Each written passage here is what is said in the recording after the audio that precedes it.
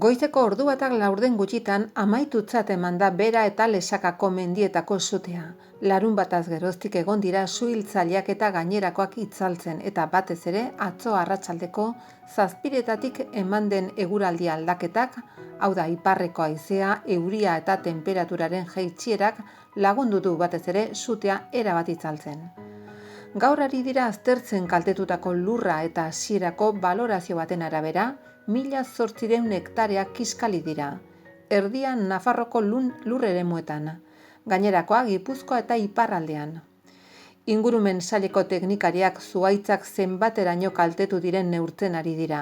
Larunbatean zegoen haizeak azkar eta abiadura handiz edatzen zuen sutea eta baliteke, oneri esker enborren kanpoko azala soilik erreta egotea.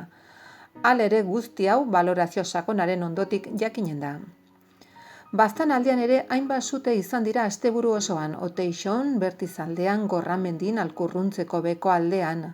Hain zuzen ere, azken egunotako suteak Arizkun aldean erredituen, mendiko bordak eta eremu kiskaliak erakusten dizkigu Álvaro Soulek airetik dronekin hartutako irudiak.